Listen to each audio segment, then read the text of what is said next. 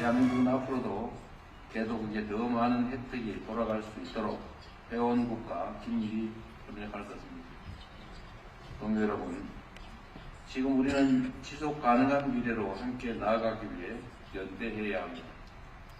대한민국은 G20 구성원의 일원으로서 책임과 역할을 다할 것입니다. 모두가 기회를 함께 누리는 포용 성장을 추구하여 소외되는 국가가 최소화될 수 있도록 최선을 다하겠습니다.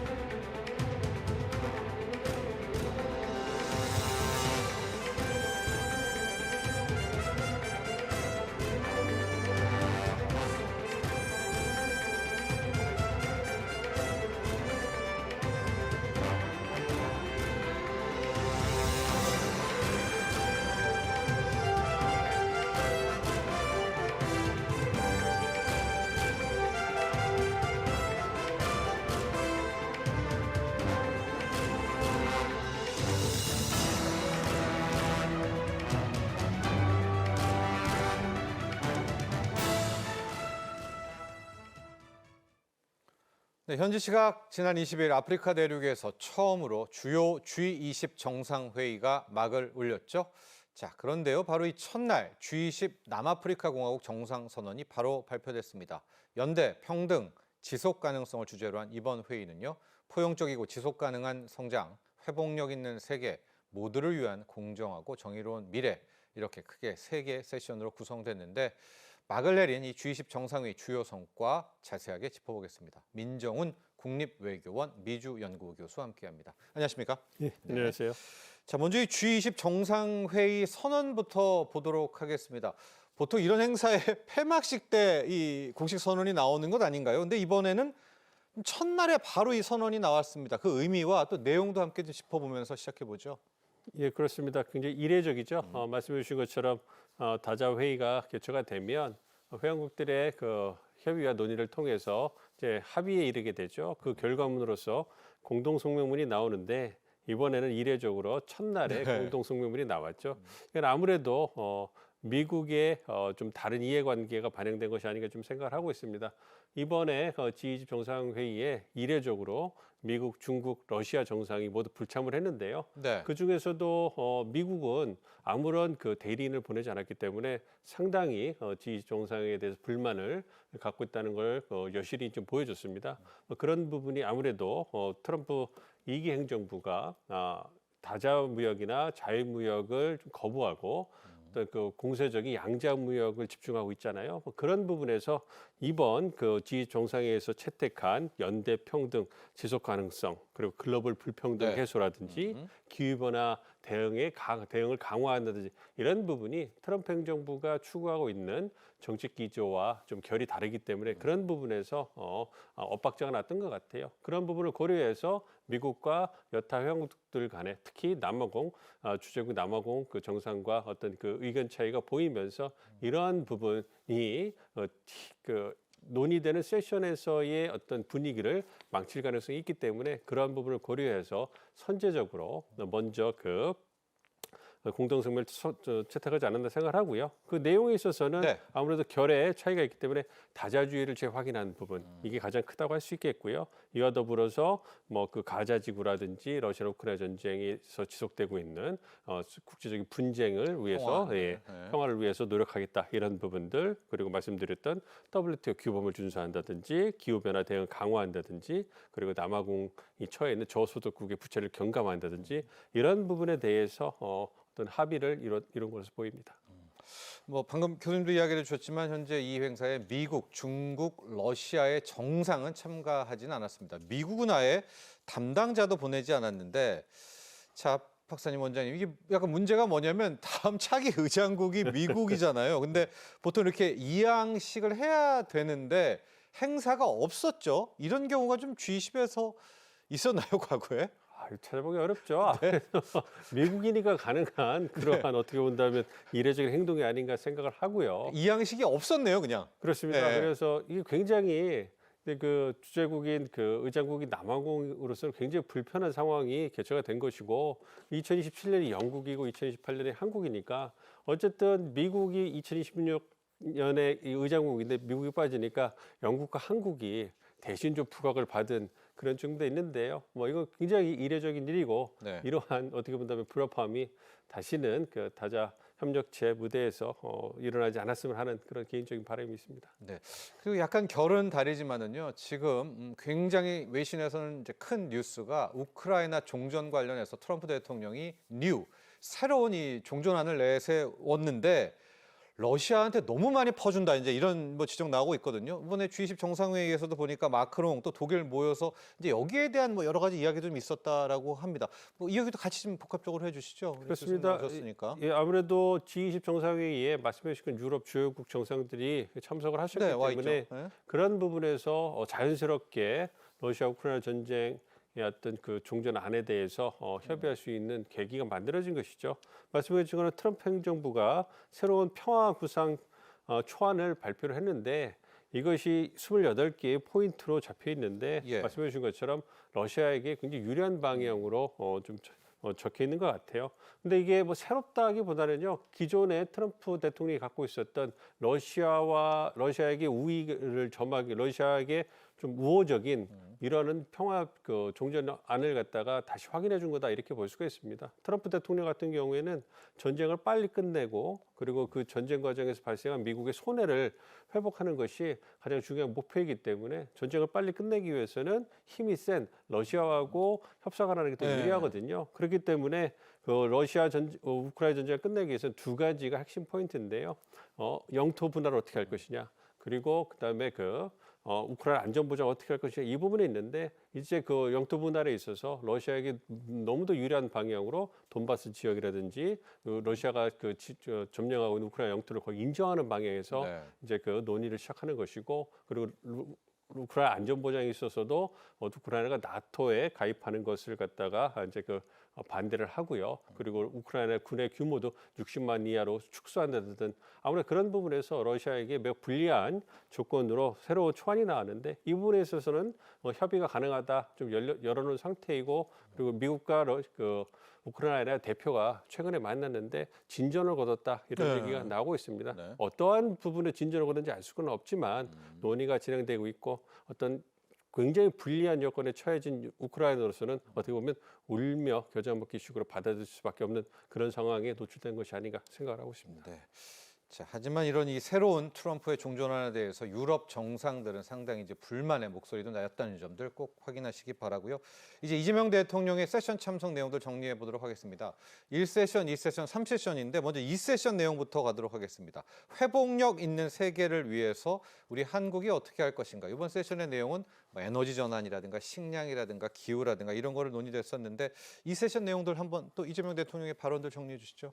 예, 그렇습니다. 이게 말씀해 주신 것처럼 이 세션의 주제가 회복력 있는 세계. 세계고요. 예, 뭐 기후 변화라든지 재난 위험이라든지 식량 안보라든지 이러한 부분, 실질적 부분의 협력을 어떻게 이제 강화할 것인가 이런 부분에 이제 중점이 돼 있고요. 뭐 이러한 부분이 아프리카라든지 저소득국 글로벌 사우스가 공통적으로 처하고 있는 이러한 실질적인 위협이기 때문에 그러한 부분에서 선진국이라고 할 수 있고 모범적인 핵심 강국이라고 할 수 있는 한국이 어떠한 기여를 할 수 있느냐 이 부분에 대해서 이제 논의를 했다고 생각하고 있습니다. 그래서 K 식량 이니셔티브라든지 어떤 기후 재난 부분에 있어서 한국이 갖고 있는 경험을 공유한다든지 예. 이런 부분에서 이제 많은 방향성을 대통령께서 소개를 해주셨고요. 그러한 측면에서 이제 G20 G20 회원국들이 주로 이제 저소득국을 중심으로 해서 한국의 리더십에 많이 의존하는 그런 결과가 나오지 않을까 기대를 하고 있습니다.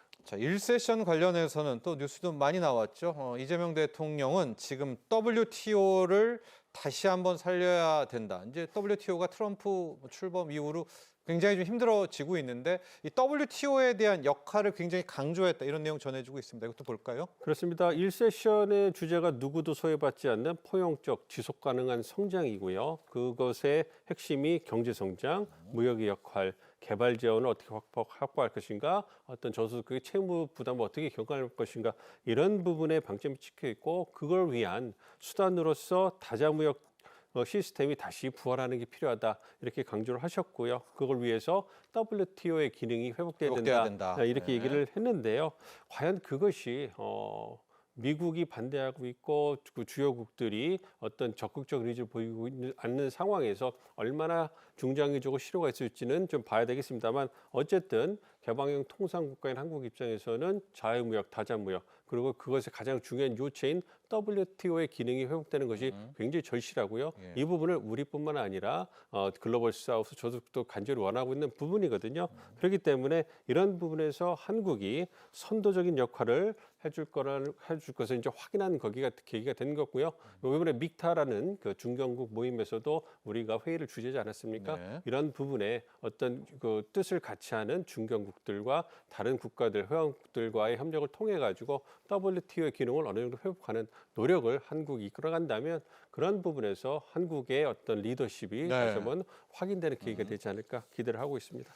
자, 우리 교수님 방금 이야기 중에 나왔는 이제 믹타 회동인데요. 이재명 대통령이 믹타 정상회동을 또 주재하기도 했었습니다.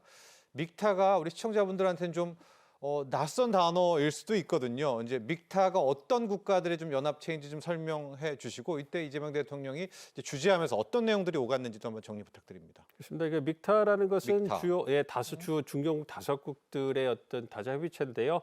그 영문 5개 국가 영문명이 첫 자를 딴 거예요. 그러니까 믹타니까 M은 이제 그 멕시코가 되는 거고요. I는 인도네시아, 이제 K는 코리아가 되는 거고요. T는 튀르키예, 튀르키예. 그다음에 네. A는 오스트레일리아, 호주가 됩니다. 그래서 네. 이 5개 주요 중견국들이 모여서 다자 무역과 국제 협력을 증진하는 이러한 그 협의체거든요. 그러니까 그 미국 주도로 이제 그 다자 무역, 자유 무역이 굉장히 이제 그 기세가 꺾이는 상황에서 그러한 대안으로서 믹타라든지 주요 중견국들의 복합적인 소다자, 다자 협력이 대안으로 떠오르는 상황이거든요. 네. 그러한 상황에서 올해 우리가 2월부터 올해 걸쳐서 믹타의 의장국이거든요. 그렇기 때문에 그러한 그 역할을 우리가 수행하고 있는 것이고요. 말씀해 주신 것처럼 우리가 제일 세션에서 제일 세션에서 WTO 부활을 우리 대통령께서 회복이죠. 천명하시지 않습니까? 그런 부분에서 이제 믹타의 역할도 연속선상에서 우리 찾아볼 수 있다고 생각하고 있습니다. 그래서 이 믹타 회의에서 다자주의 회복이라든지 국가 간 협력을 어떻게 실질적으로 진전시킬 것이냐 이런 부분에 대해서 어떤 공감대가 형성이 됐고 그러한 부분의 공감대를 토대로 해가지고 향후에도 중견국 간의 다 복합적인 협력이 진행될 것이다 이렇게 기대를 하고 있습니다. 좋습니다. 그리고 제3세션인데요. 이재명 대통령은 이제 3세션에서 이재명 정부가 가장 강력한 첫 번째 키워드이기도 하죠. AI 시대에 대응하기 위한 국제 협력 구상을 밝혔습니다. 자, 반응이 굉장히 좋았다라고 하는데 역시 대한민국이 갖고 있는 뭐 IT 또 AI에 대한 위상도 한몫 좀 한 것 같습니다. 이 AI 관련한 제3세션도 한번 정리해 볼까요? 그렇습니다. 제3세션이 그 모두를 위한 공정한 미래거든요. 그래서 그것의 중심이 이제 말씀해준 그 AI가 있는 글로벌 거고요. AI. 예, 네. 대통령께서 말씀하신 것처럼 기술 발전은 인류에게 큰 기회이자 도전이기 때문에 그러한 그 기술 발전의 열매를 전 인류가 모두 공정하게 누려야 된다. 이것이 이제 화두가 되는 것이에요. 그래서 우리가 에이펙에서 AI 이니셔티브를 통해 가지고 포용적인 성장을 AI 분야에서 이제 이뤄내겠다 이러한 네. 어떤 큰 포부를 좀 천명하지 않았습니까? 이런 부분이 G20 정상회의 세 번째 세션에서도 연결했다고 생각하고 있습니다. 그래서 글로벌 AI 기본 사회를 구축하겠다. 이것이 이제 공정하게 모두가 AI의 기술 발전 열매를 누릴 수 있도록 하겠다.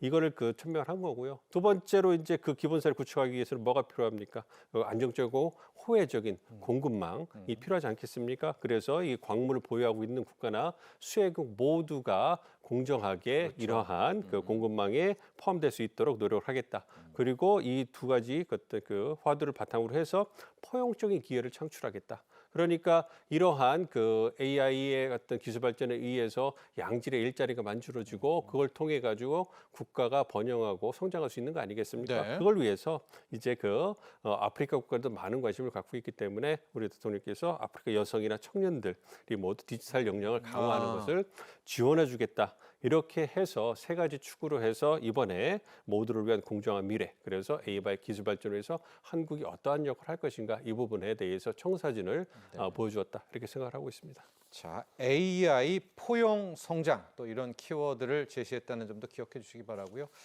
교수님 전반적으로 마지막 총평 부탁드립니다. 이번 이재명 대통령의 G20 정상회의 참석과 이제 거기에서의 어떤 역할들 어떻게 또 바라보셨습니까? 그러니까 G20 정상회의는 이재명 정부가 지난 6월에 출범했잖아요. 그리고 나서 한 6개월 동안 숨가쁘게 달려온 다자 외교 무대를 올해 이제 그 마무리하는 그런 자리가 아닌가 그렇네요. 생각하고 있습니다. 잘 아시는 것처럼 취임 12일 만에 이재명 대통령께서 캐나다로 날아가 G7 정상회의에 참석하셔서 코리아 이즈 백을 보여주셨고 그 이후에 9월에 뉴욕 그 유엔 총회에 가서 E&D 이니셔티브를 통해 가지고 한반도 평화우상도 보여줬고요. 그다음에 아세안 정상회의에 10월 참석하셨죠 말레이시아에서. 그래서 우리 외교 지평을 이제 그 인도 태평양으로 펼쳐나가는 그런 교두부를 만든 거고요. 그다음에 가장 주목을 받았던 AP 정상회의를 통해 그래서 우리의 외교, 국격, 글로벌 핵심 국가라서 위상을 확인해 줬단 말이에요. 그리고 마지막 G20 정상회의를 통해 가지고 이제 국익중지 실용 얘기가 글로벌 사우스까지 확대되는 이러한 그 모습을 보여줘서 글로벌 핵심 강국으로서 위상을 강화하는 이러한 계기가 G20 정상회의에서 만들어졌다. 그래서 내년이 보다 더 기대되는 우리의 다자 외교 그런 행보다 이렇게 생각하고 있습니다. 네. 자, 그리고요. 요 내용도 한번 보죠. 이번 G20 정상회의에는 일본의 다카이치 총리는 참석을 했고 중국은 시진핑 주석 대신에 리창 총리가 왔는데 서로 이렇게 외면했다 이런 이제 가십 뉴스들이 나오고 있는데요. 이제 이것보다 일본은 지금 내년 1월에 한중일 정상회의 개최를 목표로 좀 하고 있다 이런 뉴스 전해지고 있거든요. 근데 교수님 현재 이 중일 관계, 일중 관계를 놓고 보면 될까요? 내년 1월에 한중일 정상회의에 대한 개최들 어떻게 가능성 타진하십니까? 지금 상황이라면 한중일 정상회의가 개최되기는 어려워 보이고요. 네. 사실 그 이번 달 말에 이제 한중일 정상회의를 위한 장관회의가 열려야 되는데 그 부분도 이제 그 불발이 됐어요. 아무래도 그 중일 간에 대만 문제를 둘러싸고서 신경전이 격화되고 있기 때문에 특히 중국에게는 이 대만 문제가 핵심 이익이기 때문에 그 부분에 대해서 다른 국가들이 언급하는 것을 내정 간섭이라고 생각하고 굉장히 강하게 대응을 하는데 다카이치 총리가 취임하면서 국내 지지층 결집을 도모하고 미국과의 관계를 강화하는 측면에서 이 대만 유사시 발언. 그 일본 군대를 파견할 수 있다. 이러한 그 강경한 그 언급을 함으로 해가지고 이제 중국의 강한 그 반발을 이뤄왔거든요. 그래서 이번 G20 정상회의에서 중일 정상 대표가 만나지 못하는 그러한 일이 벌어졌고 그것의 연속 순상에서 내년 1월로 예정되는 한중일 정상 회의도 개최되기 어려울 것 같습니다.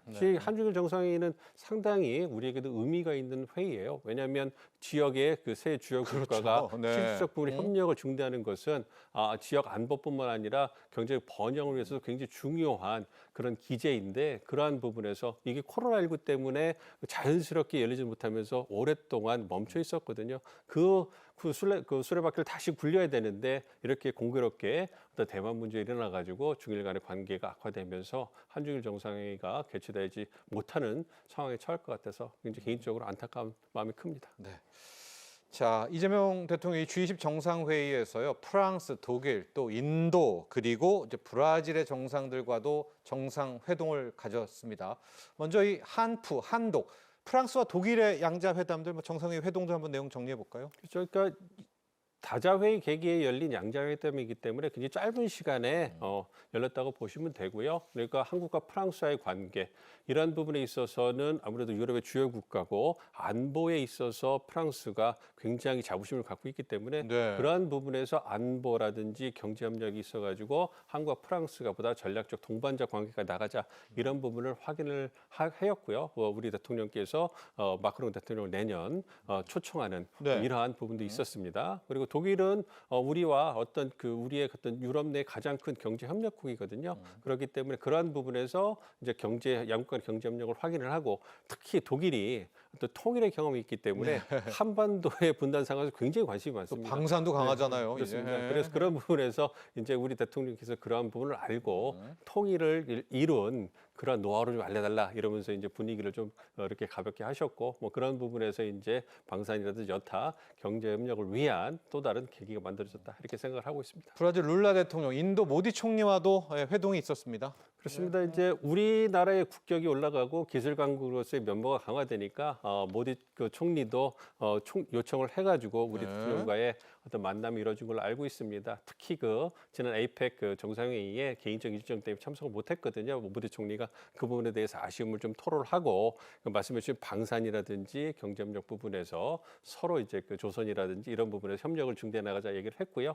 브라질 같은 경우에는 아무래도 민주주의의 어떤 그런 경험이 비슷하기 때문에 그런 부분 그리고 재반 분야에 걸쳐서 아직 그 한국과 브라질과에는 그 경제협력이 어떤 그 초기 단계에 있거든요. 이런 부분에서 이제 그 협력을 좀 증대하다 이런 부분에서 공감대가 형성된 그런 만남으로 보고 있습니다. 자, 지금까지 민정훈 국립외교원 미주연구부 교수와 함께했습니다. 오늘 감사합니다.